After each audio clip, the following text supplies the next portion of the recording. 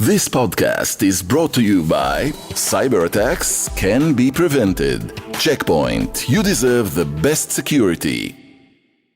This week we're talking elections, we're talking about a breakthrough deal between Israel and Lebanon, and we are talking to the Holocaust historian, the US Special Envoy for Monitoring and Combating Antisemitism, and the Jewish warrior Deborah Lipstadt. It's Unholy in London. I'm Jonathan Friedland of The Guardian. And I'm Yonit Levy of Channel 12 in Tel Aviv.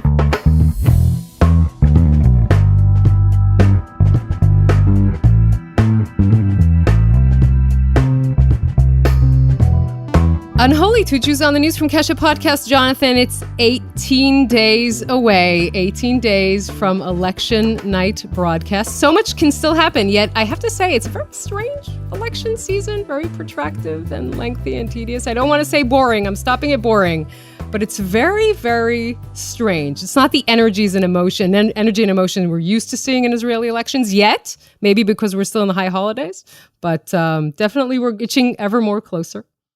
Why is it when you say 18 days like that, I picture immediately one of those prisoners in a cell who's got numbers crayoned on the wall, chalked on the wall of the cell, in groups of 5, striking a line through. It's only 18 days to go. You're not conveying huge enthusiasm for this part of your job. I referred last week to you and your white suit that you wear on election night, which I know is, away from the dry cleaners. It's hung up in the cupboard. It's got cellophane over it. It's ready to roll. It's a new suit every election, every single time. Yes, it is. It is. Okay, because then that goes against what I was expecting you to do, because the parallel I had in my mind, there was a very distinguished, still alive, British war correspondent called Martin Bell, who covered all kinds of wars in all kinds of places, who took to wearing a white suit, and it was always the same white suit. It was his lucky white suit, which he believed saved him from gunfire. He then was elected to Parliament, actually, in Britain, and will continue to wear it in the House of Commons, because he said there is no war zone more vicious than the floor of the House of Commons. I thought yours was a lucky white suit, but no, you've broken that superstition. It's not a Martin Bell-esque story. It is a different suit each time. There is, by the way, I can tell you a little secret. There's a backup white suit every time after the how shall we call it, coffee cup debacle of 2006, in which I spilled coffee on my white suit 10 minutes before the broadcast began. So there's always a backup. But I think the reason... Was there a backup that year? Was there a backup then? No, there wasn't. The stylist got a heart attack, and we found there was another white suit just coincidentally in the closet. So I went with that. But that was many years ago. Many election cycles ago. But since then, there is a backup white suit. And the reason for the white really is because, and I don't want to sound too corny or anything, but, this is a sort of festive day, I think. It really is a celebration of democracy. And whatever the serious issues are, and there are many serious issues, and we go through them through election night. Obviously, the most salient of questions, are we going down the rabbit hole to election 6, and many other questions.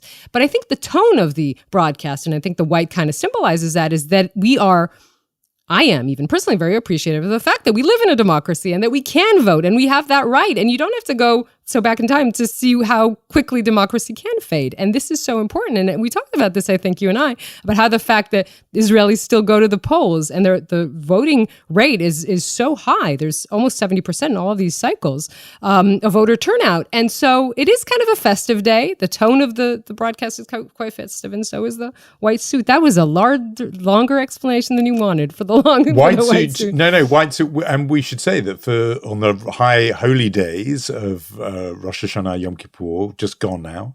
Yeah, religious Jews, Orthodox Jews will dress all in white.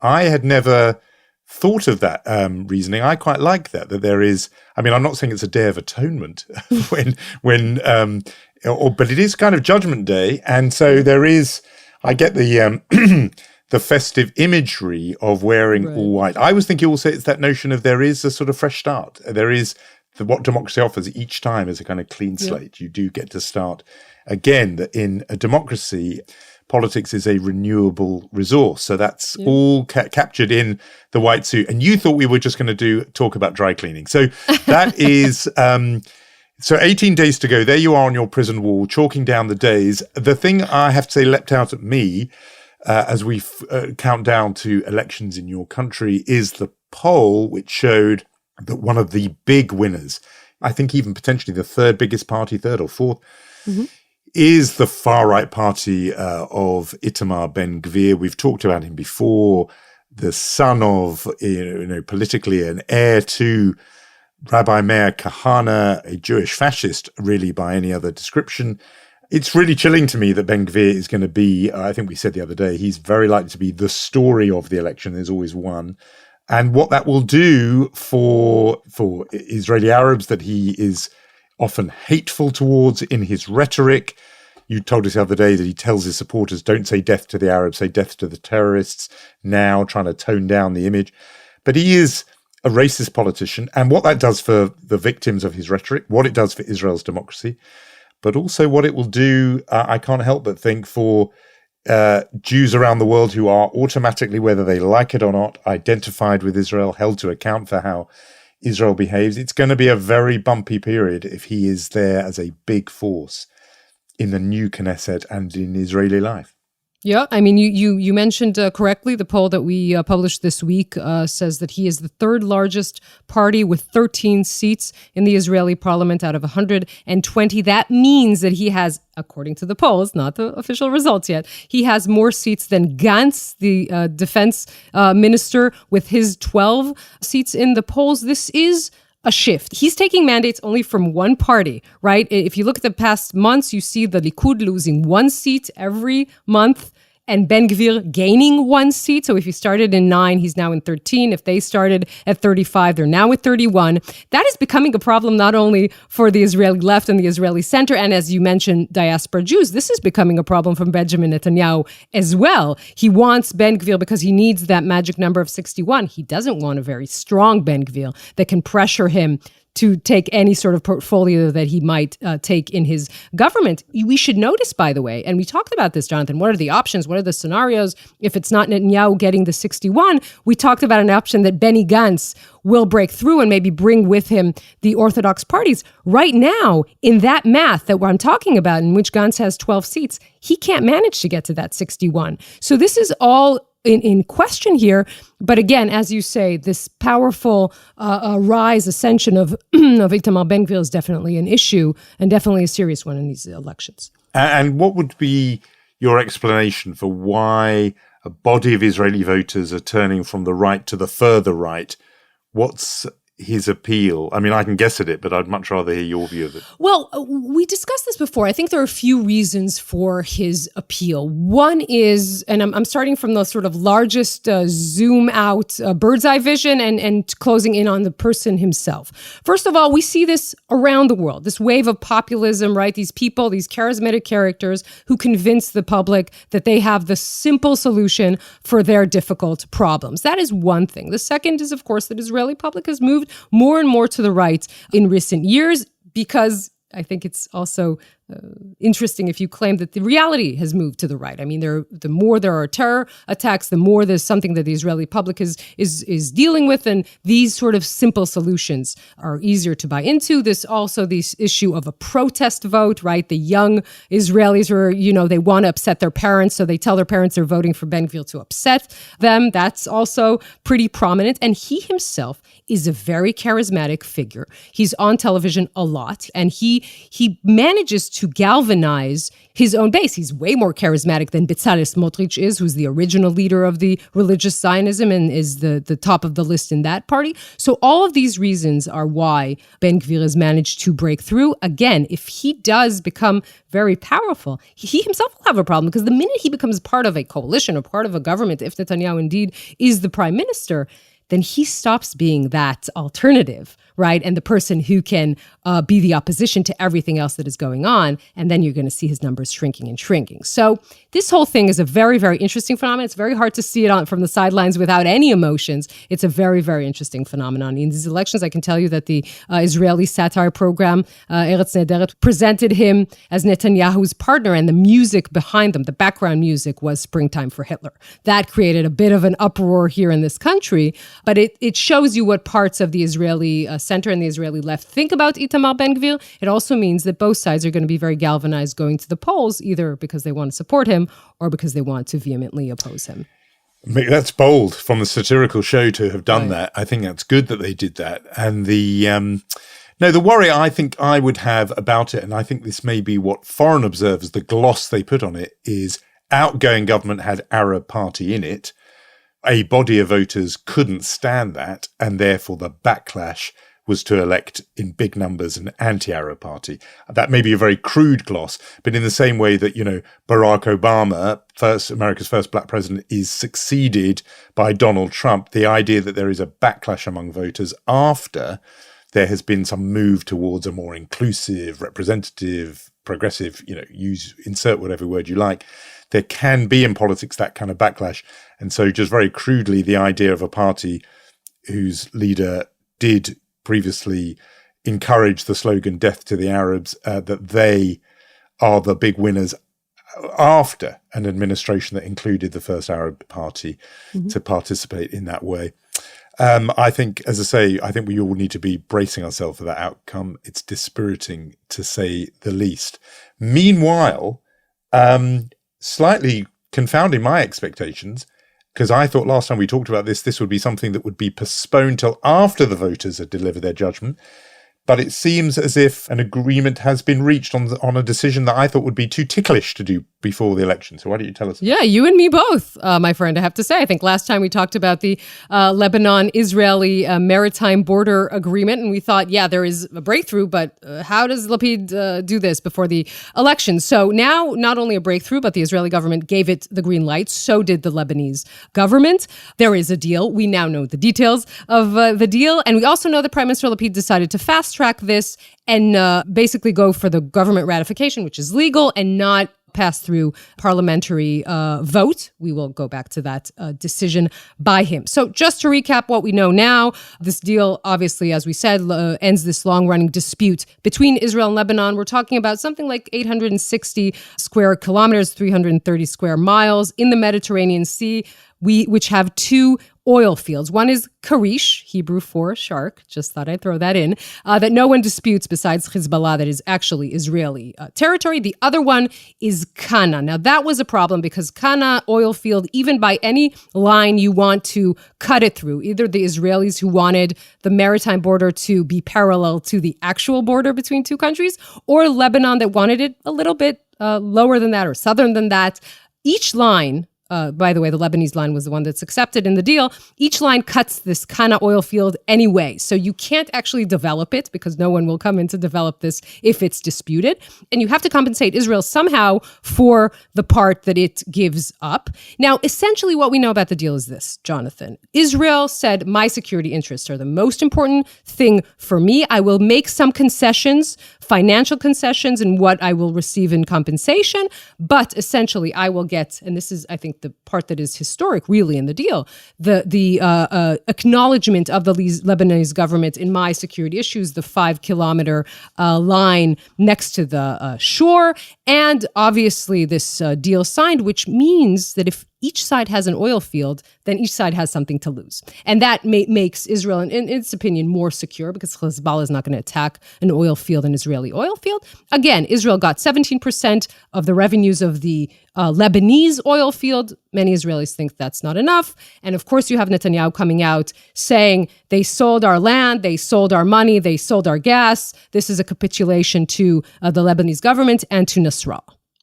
Does anybody say, I kind of know the answer to this question, does anybody say, you know what, given the climate crisis, getting oil and gas and fossil fuels out the ground is not the way we want to go anyway? This is not the direction we should be looking at?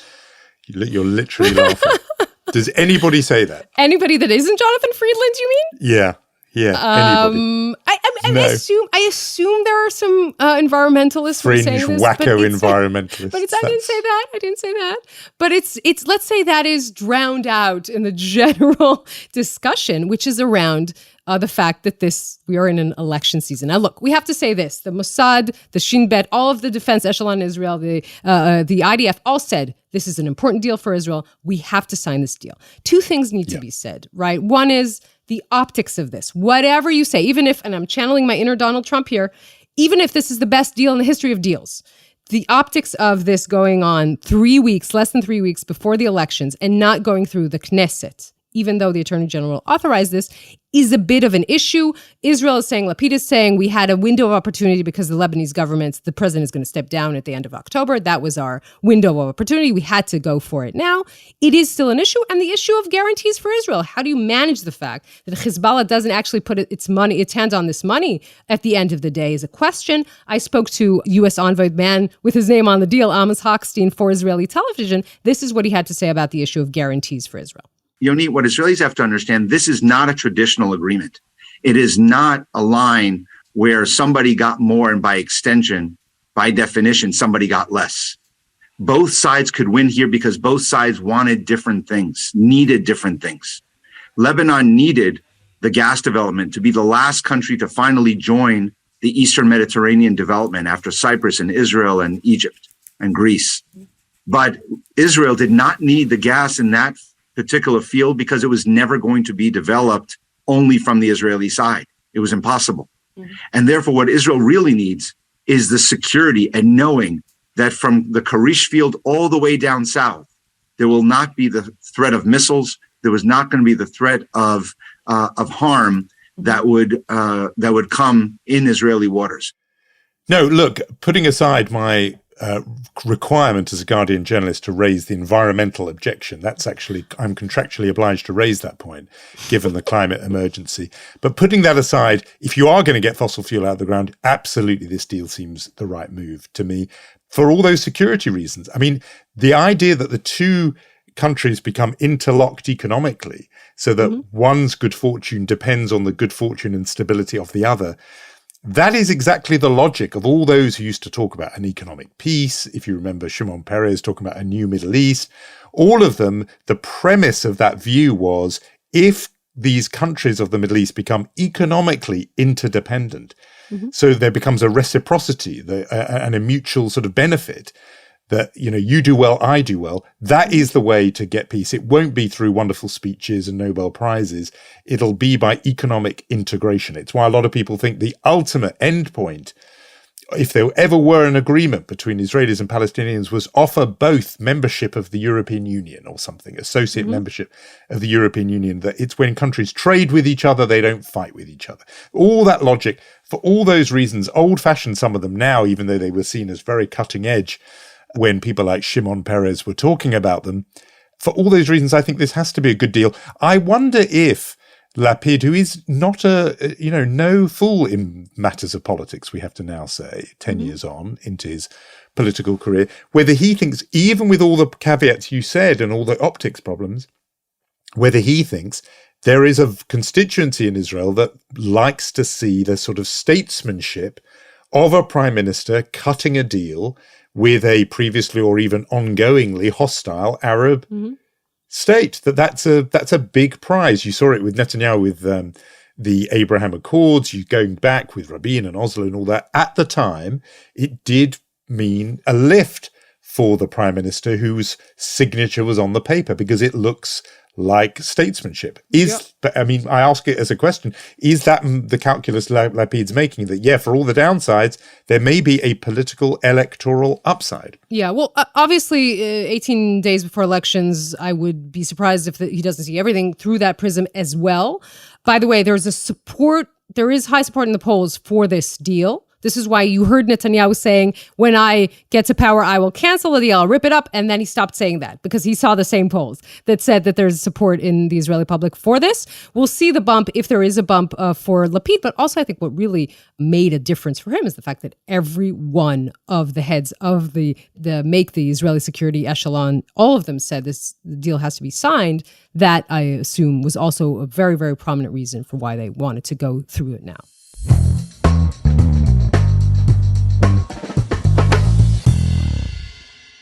Our special guest for this week's Unholy is a legend in the Jewish world, I think it's fair to say. We said at the top and described at the top as a Jewish warrior, Holocaust historian, now the official United States Special Envoy, monitoring and combating anti-Semitism. She is, of course, Deborah Lipstadt.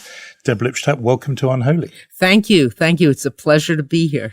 I mean, your job is officially a United States job, but it has this global reach. You and I are sitting together in London. What does it tell us about you, the fact you've come here to London? Does it suggest you think the UK has a particular problem with anti-Semitism? Well, first of all, the global reach of my job is, by law, everyone who works in the State Department, in the United States State Department, I would assume it's not dissimilar in your foreign office, our reach is outside the borders of the United States. But when it comes to anti-Semitism, sometimes it's harder to make the distinction between domestic and international, but more of that later.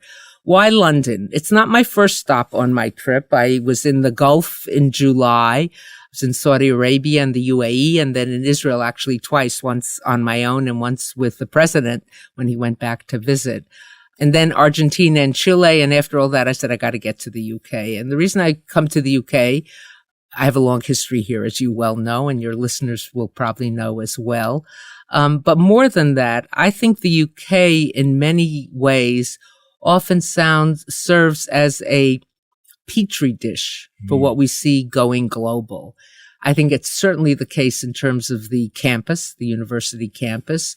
What you saw on the university campus or seen in the university campus over the past decade and a half has reached the United States, has reached Canada in full force. So I don't think you can really differentiate in that way, or you can say the UK holds a special place, a unique place, maybe not uniquely unique, but somewhat unique. Though you can't modify unique, as your listeners who are grammarians will know. Our co-host, who's a grammarian. Oh, there you go. Yeah, you Yonit's big on the can't say English very grammar. unique. You can't say very unique. You can't unique. It's either unique or not. But there was a famous theologian who wrote about the Holocaust, she and her husband, and she used to say the Holocaust is uniquely unique. So I think, in any case, that's a divergence. The UK is important, A, because it's the UK and its history and its influence in the world, and B, because, as I said earlier, it's a petri dish for what often expands to other places, especially in the West, in Western democracies. So what do you see? You mentioned campus. You mentioned college campuses. What do you see there that worries you? What worries me on colleges' campuses, and there's a confluence between Israel, criticism of Israel, and comments and attitudes towards Israel, and anti-Semitism. First, let's say ground rules. And again, this is bringing coals to Newcastle, to quote a famous British author, a playwright, to say that criticism of Israeli policy is not anti-Semitism. And anybody who makes that point or who argues that says, oh, if you criticize Israeli policy, you're going to be accused of anti-Semitism, has never visited a cafe in Tel Aviv when there's a right-wing government, or a cafe in Jerusalem when there's a left-wing government or center-left, because criticism of Israeli policy is the second, I would say maybe it's prior to football, in Israel as a national sport. It is. We're not talking about that at all. And in fact, it's dangerous to say criticism of your country's policy is being anti your country. I'm critical of American policy at times, and certainly everyone else can be critical. That's what democracy is all about. But having said that, it's clear that at certain points, hostility towards the Jewish state is used as a cover for anti-Semitism, or it is so out of whack. And there's what to criticize, as there's what to criticize in the policies of any country, that you have to ask, what's going on here? I'll give you an anecdote from my personal experience. I was once in a university town having for meetings, consultations, whatever it was, quite a few years ago. And I saw, it was a large public university, and I saw that in the announcements that evening there'd be a lecture on the Middle East. And I said, I'll go. Maybe I'll learn something, be interesting, etc. Well, it was quite hostile to Israel, but it was an interesting lecture. And afterwards, as I was walking out, people were standing in little groups talking, dissecting the lecture. And I happened to get caught up in one group. None of the people I knew, and they didn't know me. One gentleman in the group said, well, I don't think Israel should exist because it displaced an indigenous people. It doesn't have a right to exist. Now, I said, I'm not going to get into the fight over did it displace an indigenous people? Didn't it displace, because then I didn't want to get into the weeds. But I said, that's interesting that you say that. I said, so what does that say about the United States of America? Or what does that say about Canada and the First Nation, the indigenous people there? What does it say about Australia and the Aborigines, or New Zealand and the Maoris? I didn't go to China and I didn't go to the Rohingya, to Myanmar. I wanted to stay with democracy. What does it say about the UK and the colonial empire? In other words, I'm not saying that makes it right, that because if you're saying Israel displaced indigenous people, again, which is a historical debate. But what I was saying is why this disproportionate focus. I'm not using that to justify. I don't want to make that very clear. But this disproportionate focus leads me to ask what else is going on here. So, that's what I see a lot on the campus. I see on the campus students who probably couldn't locate Israel on a map, which is hard to do. It's one of those countries where you have to print the name in the Mediterranean, because even if you're a right winger and you believe in, sea to sea borders, you still can't fit the name on the map. Sure. But what else is happening there? And so I think sometimes it starts as hostility to Israel and it morphs over into anti-Semitism, and sometimes it starts as anti-Semitism, which is cloaked in hostility to Israel. When we're talking now about the boundary between anti-Zionism and anti-Semitism, it suggests that as often, and particularly here, the conversation about anti-Semitism very frequently becomes about anti-Semitism from the left. Mm-hmm. And yet, do you think we spend collectively too much time and attention on that when the really murderous threat comes, and I'm thinking of the Tree of Life Synagogue in Pittsburgh, the murderous threat comes instead from the far right? Are we collectively looking in some ways excessively in the wrong direction?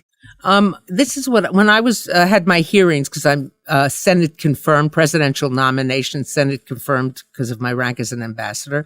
In my, hearings before the Senate Foreign Relations Committee, I said, that I would be an equal opportunity fighter of anti-Semitism, that it didn't matter to me where it came from the right or from the left. I was against it. And what I often find, and others have begun to pick up on this message, that people on the left are very good and correct at the anti-Semitism and the threat they see at the far right. Tree of Life, San Diego, the Poway shooting, the Charlottesville rally. And if you want to move beyond specific anti-Semitism, Dylan Roof at Mother Emanuel's Charleston, in the church in Charleston, where he came in and studied with the people and then murdered them. And so many other issues like that, and the far right being very, very dangerous in terms of racism, anti-Semitism, and the confluence between the two. And the people, my friends on the left, are absolutely spot on in their analysis of that. My friends on the right, and I have friends on both places. My friends on the right are very good in spotting anti-Semitism on the left, whether it was in the campus, whether it was in the former incarnation of the British Labour Party, whether it's in certain very progressive left individuals, and they're spot on. The problem is that the people on the right don't see it standing right next to them, and the people on the left don't see it standing right next to them. And where do you have what at least used to be called street cred, credibility, is with the people with whom you agree on so many other issues. We saw it this week in the United States with Kanye West. And his and trips off the tongue, I noticed. Right. Overtly, unequivocally anti-Semitic statements. On a right-wing news broadcast or news show, Tucker Carlson on Fox News. And it was just passed over by many people and defended by many people on the right. Oh, no. He was just calling out social media or whatever it was. And then you see it on the left in many other cases. So, I don't think it's a matter of where you see it. It's almost, Jonathan, to use an analogy, we're coming somewhat out of the COVID pandemic. Someone would say, he's struck with COVID, and she has a terrible case of the flu. I don't want either, and I heard another good analogy where the far right is sort of like the hurricane or the tornado. And on the far left, it's more like a rising storm. Little by little, the water is going up, or like climate change. And suddenly you're not paying attention, and then suddenly you're being hit by the overt dangers of climate change. So I'll go after either and not prioritize one, even though I think the violent danger right now is coming obviously from the far right. You did mention Kanye West, and I do want to ask you, is the problem here that prominent people in the public eye are no longer ashamed to say these things out loud? It's become a respectable, acceptable. It's become acceptable, not yet fully respectable, but acceptable to say these things. And in fact, initially, and I think it was the Forward that may have had an article on this, initially the Times, the Post, other places, Washington Post, the Times called something, what Kanye West says, what has been described as anti-Semitism, or ostensibly, the minute you qualify, I'm talking to two wordsmiths here, especially sitting to my left, that's directional, not political, but it might be political too, who knows. Jonathan, who's a wordsmith, as you are that the minute you qualify it, you're limiting it. I often just say when you get if you're a professor or if someone is looking to hire someone and you get a letter of recommendation for Britain and they say, oh, he's quite good, don't even interview him because it's not a compliment. In the United States, it's expansive. Here, it's dismissive. But this failure to say this is overt anti-Semitism, DEFCON on 3 on the Jews, that's destruction. And the things that were left out of Tucker Carlson's podcast, which I think Vox has reported on, were even worse. So it is very disturbing because it's become much more normative, not fully acceptable, but at the very least excusable. And that's very disturbing. Talking of excusable, some people did say, look, he's a guy with documented mental health problems, cut him some slack. Where do you stand on that very particular aspect of it? He's a guy with 18 million followers. He's got more followers than I think there are Jews in the world, And people can have mental health problems or something, and it's a sickness that we, if someone gets cancer, we feel bad. If they have severe depression, we say buck up, as if it's not a disease. Yes, he may have problems, but that doesn't excuse the spread of anti-Semitism at all.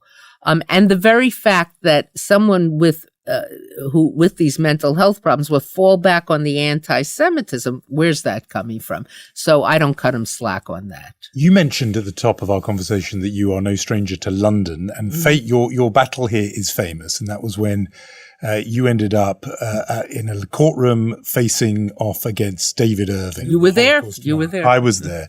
And that's where you and I first got to know each other.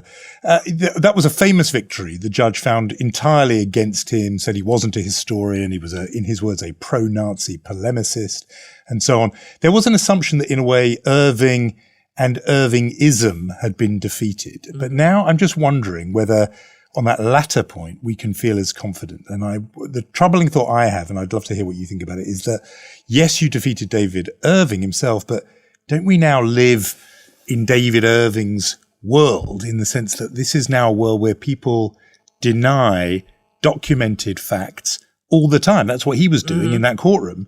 And that denial of provable, demonstrable facts goes on even in the former president of the United States.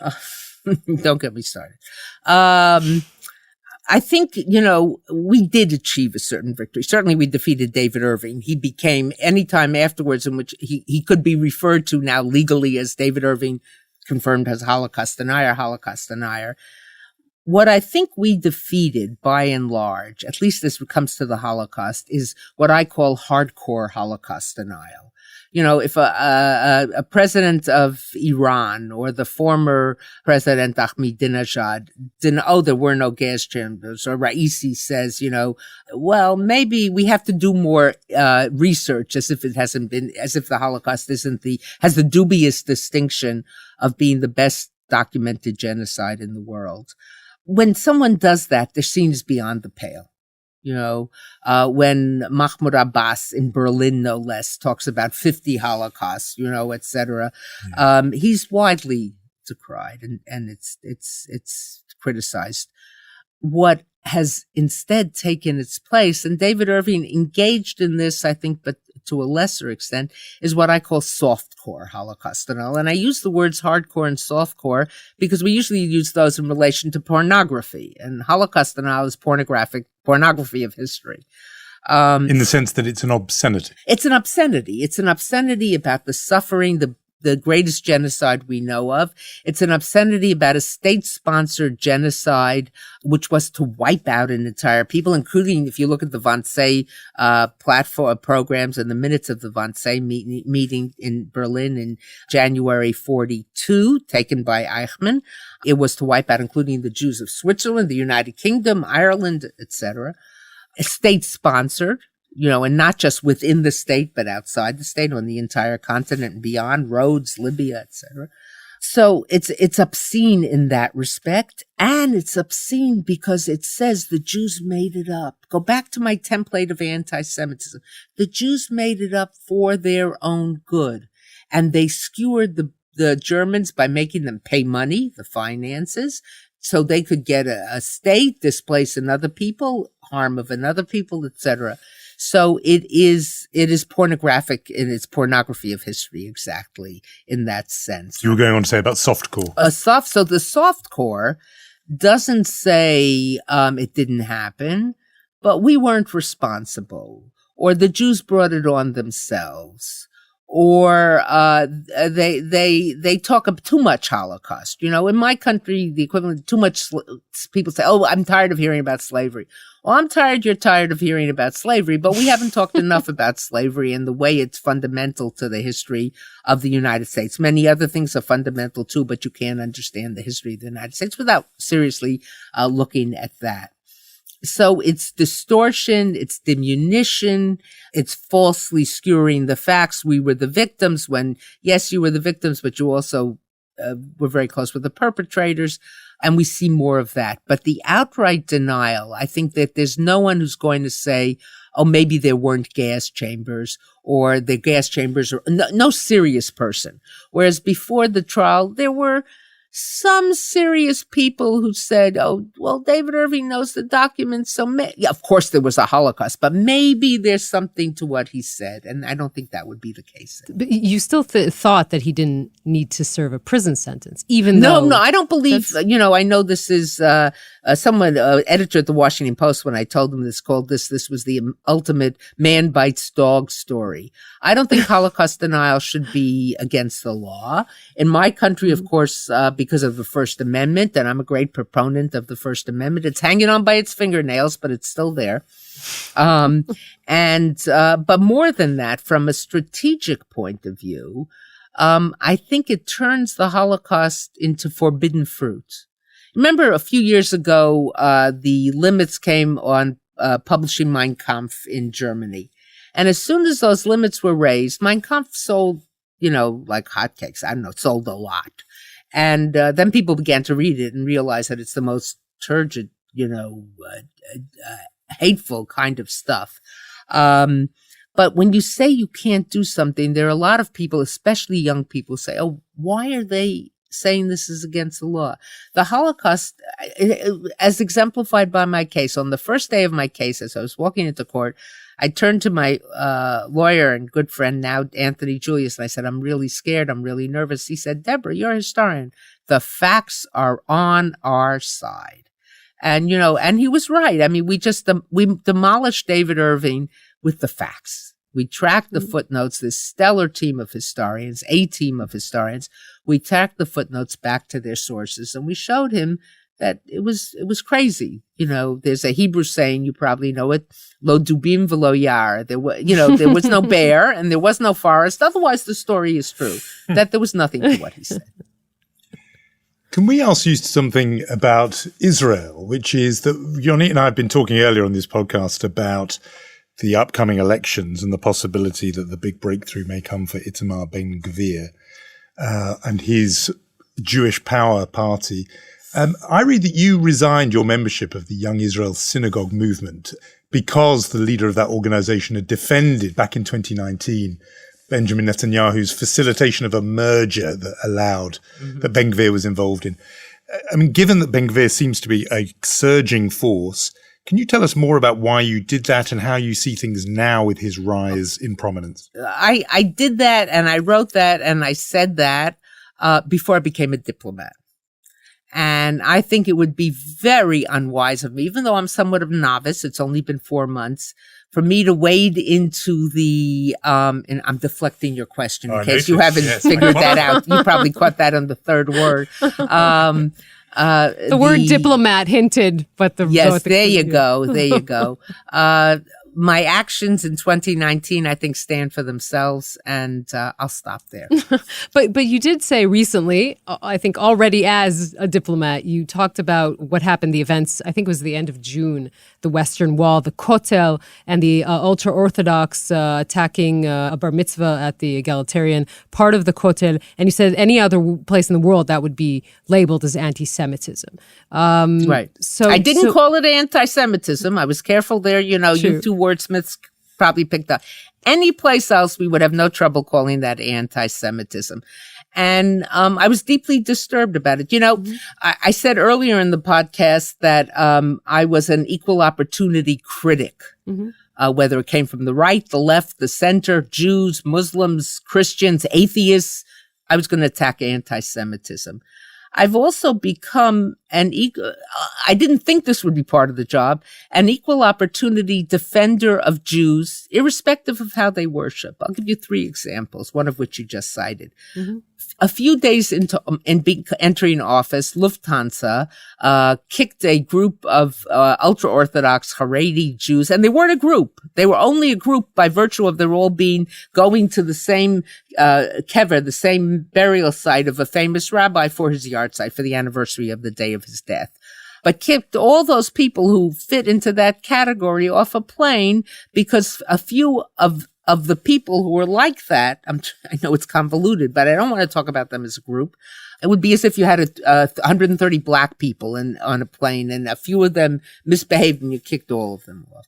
And I told Lufthansa what I thought, and I was supported on this by our Secretary of Transportation, Pete Buttigieg, who was investigating because these were American citizens. And Lufthansa, has done some very serious soul searching and looking at where it went wrong, et cetera, has accepted the IRA definition as a working definition, a tool for teaching its employees about anti-Semitism. So there my focus was on these Haredi passengers who had been so mistreated.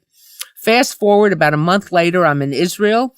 And I see this, or hear of this attack on these 7 families in the southern part of the wall where there was a governmental agreement in the previous government to allow non-traditional worship. And these hooligans, thugs, more than hooligans, but thugs and just an embarrassment to anything of we would call Jewish values, came there, tore pages out of their Sidurim, their prayer books, used it to wipe their nose, disrupted, attacked. I met with one of the little boys whose bar mitzvah was being held. He was there. I think there were 7 families there doing it at celebrating at the same time. His was in the furthest corner, and the women in his family formed a cordon around him and protected him, and he went on with his bar mitzvah. And afterwards, Prime Minister Lapid called him. And that was my next, defense of Jews, etc. So when some ultra-Orthodox people said, "Oh, you owe all Orthodox apology," I pointed them to Lufthansa.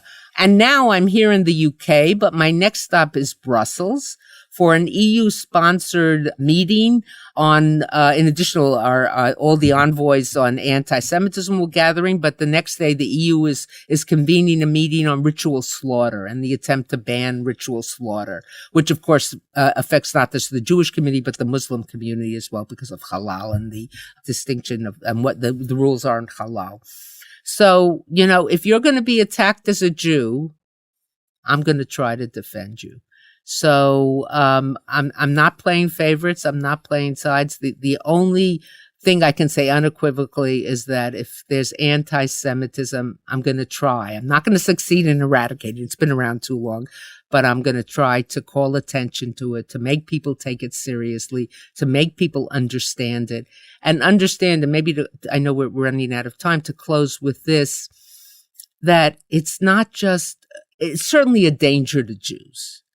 And that alone would make it worth fighting. But it's more than just that. It's also a danger to democracy. Because if you accept the conspiracy that is anti-Semitism, you're saying, I don't trust the media because it's Jewish controlled. I don't trust the financial system because it's Jewish controlled. I don't trust the government because it's Jewish controlled.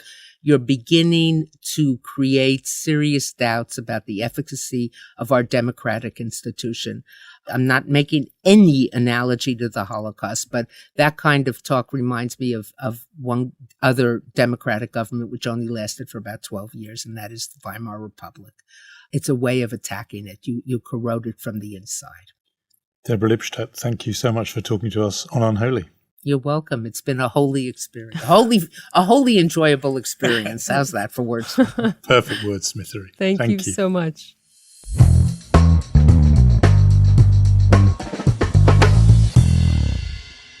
You called her Jewish warrior at the beginning, and that is exactly what she is. And I think that she is remarkable in the way that she talks about these issues, and sort of makes me, I'm sort of reassured that she is the person holding that title. Yeah, no, I agree with you. I think also there are very few people, when you come to think of it, who Joe Biden could have picked that would have been what was inevitable with this role, which is a global figure, somebody who has standing not just in the United States, but really as a figure for the entire diaspora. And what's interesting is she is seen as more than just a US official. I think she is seen as this global figure. And that is because she has got this kind of moral authority, partly because of the battle with David Irving, she was in the movie, etc., but also just because of her consistency and vigor in this fight. So yeah, I think people feel a real connection. The fact that she's right here in London and the response she is getting when people see her here in London suggests that I think, she's seen as somebody for the whole of the Jewish people. So a big privilege to have had Deborah Lipstadt on Unholy. We should hand out some awards, Yonit. Who have you got? Am I doing chutzpah again? Is this what's happening now? I've sort of narrowed you back into that corner. So yes, it's on you. How did you manage to do that? Okay, so listen, I mean, it's always a busy week for chutzpah. It's always, I think we find it that it's easier for us to find the chutzpah nominees than the mensch nominees in the world we live in. So I was thinking, my original thought was to give it to, and we mentioned Otzma Yehudit, Jewish Power, the party that Itamar Ben Gvir leads. We mentioned it earlier in our conversation, but one of his candidates who tried to attack Merav Michaeli, who had a child through a surrogate mother. And he said, and I quote, that Merav Michaeli bought a child on Amazon. This is what he said. The rest of, I don't know if you need the rest of the quote after I just said that, right? No, you've got me at Amazon. She shouldn't teach us about respecting the other, I think, was the actual continuation of that quote. But that is what he said. So that was my first nominee for this week. But I think strong nominee. I think it's okay that we've already, last week we gave our mensch award to the brave women of Iran. So we broke the mold in which we just have to give it to one person. We can give our awards to a nation. And I think that this week, It really, Saudi Arabia is well deserving of the Chutzpah Award, right? Together with Russia acting as the leaders of the OPEC Plus, agreeing on their biggest production cuts in more than 2 years to raise prices, exactly countering the efforts of the United States in that regard, especially as we're looking into a very cold winter because of Russia's war in Ukraine. This is only, I will remind our listeners, 3 months after Biden's diplomacy, fist bump diplomacy, it's been called in Saudi Arabia. I think that's proper chutzpah. Wouldn't you think? I completely think that is chutzpah, and the lengths that the Americans over the decades have gone to make nice with the Saudis. Mm-hmm. People always think about the special relationship with Britain. They go on about that, or, the strategic alliance with Israel. You go through the political memoirs and things, the country that always gets the phone call first, that gets the best treatment, the people who were told first that the Gulf War of 2003, the invasion had begun, the first phone call went to the king or crown prince of Saudi Arabia from the White House. They get the absolute red carpet treatment. And when Washington calls saying, can you do us this favor? They put the phone down. I mean, it is classic chutzpah. I think a very worthy winner. I'm going to go slightly collective with our Mensch nominee. It's not a whole nation. Instead, it is 12 people. And I'm thinking of the jury in Connecticut, who this week ordered Alex Jones to pay just short of $1 billion, $965 million, to the people who suffered from his false claim that the Sandy Hook Elementary School shooting was a hoax. Now, who knows if he's got that money? Who knows if he's ever going to pay even a fraction of it? But how good for him to be publicly called to account and shamed and hopefully bankrupted by this judgment. I mean, this is the way he made his name, that he went on his show and said that these grieving parents were actors and that even the images that people saw of those dead children in an elementary school were faked. So it's very good. This is what those 12 jurors did is strike a blow against the kind of fake news, post-truth debasement that we have seen in recent years.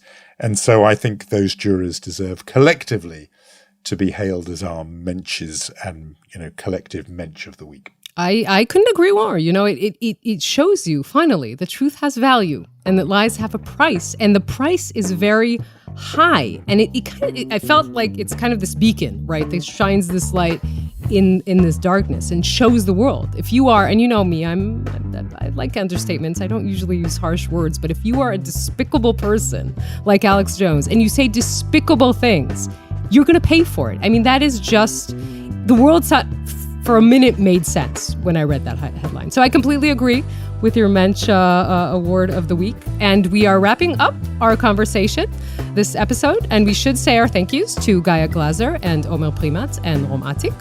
Jonathan? If you enjoy what you hear, do follow us on Facebook, Unholy Podcast, on Instagram, the same.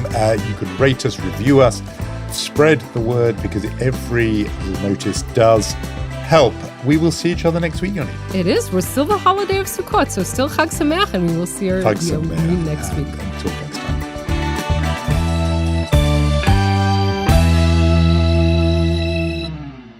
This podcast is brought to you by Cyber attacks can be prevented. Checkpoint. You deserve the best security.